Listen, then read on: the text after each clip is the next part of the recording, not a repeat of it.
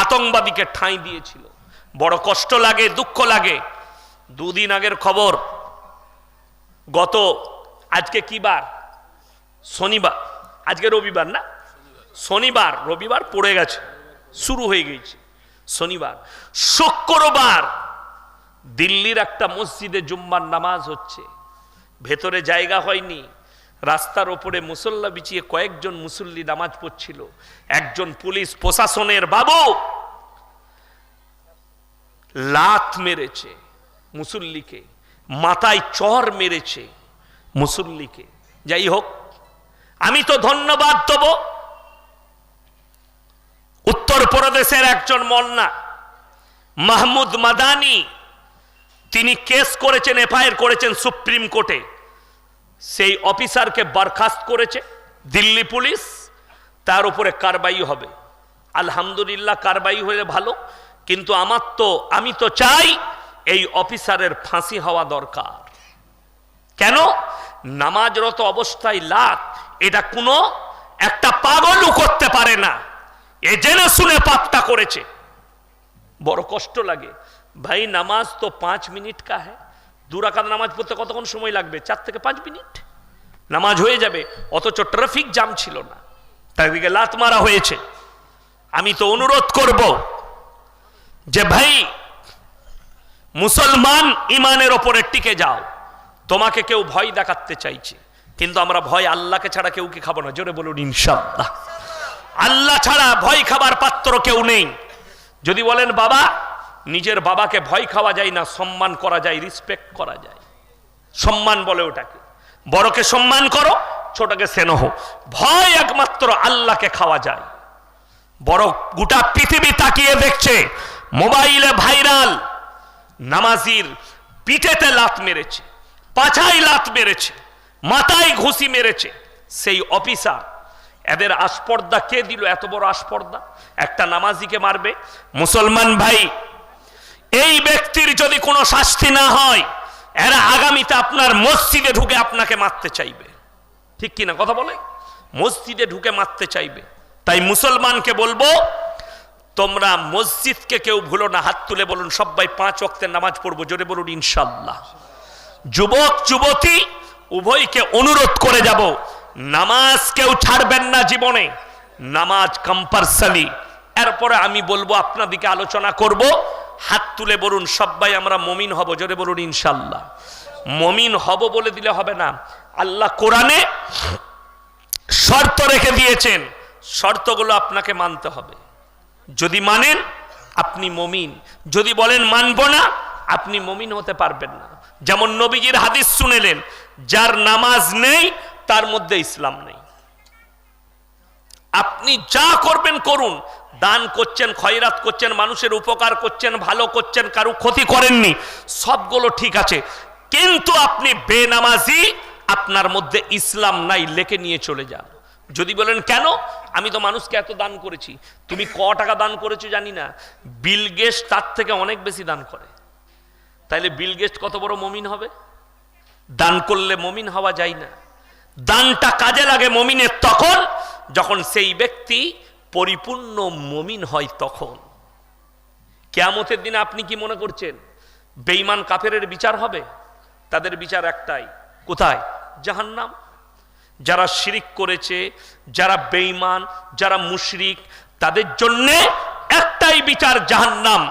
আর বিচার হবে মুমিনদের, যারা ভালো মন্দ দুটোই যার জীবনে আছে, তার জন্য আল্লাহ বিচার রাখবেন। তাদের জন্য একটাই বিচার হবে, তোমার আমলনামা পড়ো, শিরক করেছি, আল্লাহ ব্যতীত অপরকে মেনেছি, চলে যাও জাহান্নামে। বিচার তো আপনার হবে। কোরআন খুলে নেওয়ার পরে মুমিন হতে যদি চান, 5টা শর্ত শুনেলেন। কাদ আফলাহাল মুমিনুন, হে আমার নবী, প্রকৃত মুমিন কারা?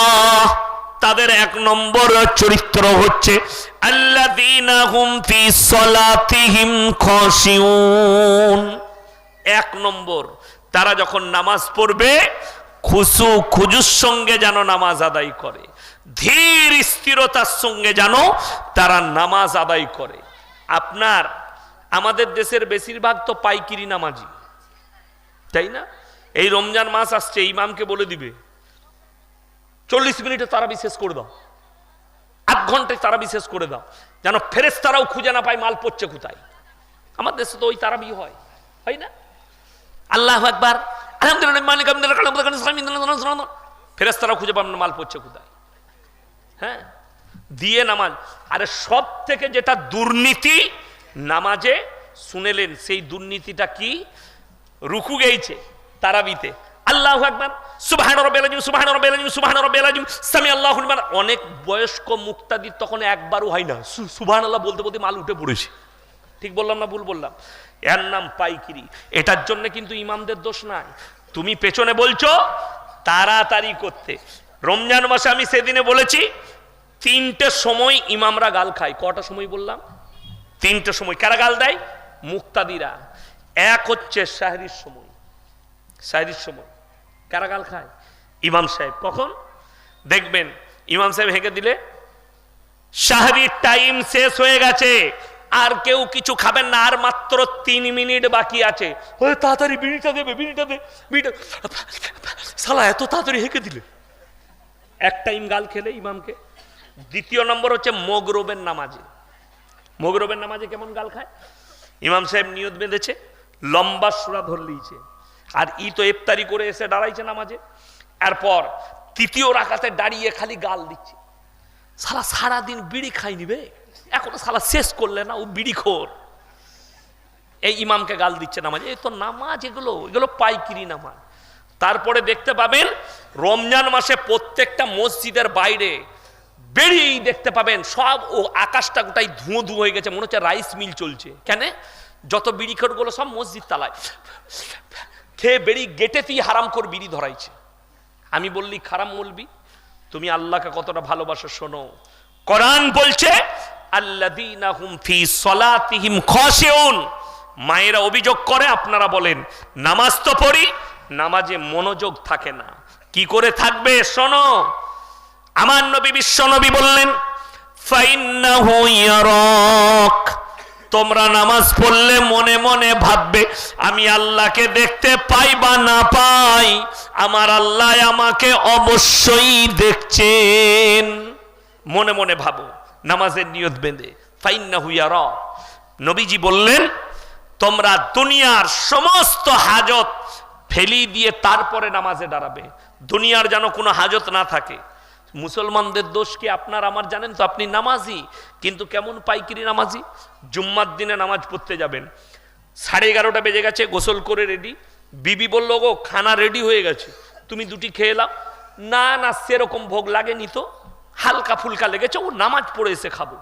ই চলে গেছে, ইমাম সাহেব লম্বা খুতবা দিয়ে দিয়েছে, লম্বা সূরা ধরেছে, দ্বিতীয় রাকাতে দাঁড়িয়ে মনে মনে খালি ভাবছে শালা কত লম্বা সূরা ধরল বে, শালা খেয়ে নিলি ভালো হতো, ভোগটা বেশি লেগে গেল। নামাজ আর খানা একসাথে মিশে গেল।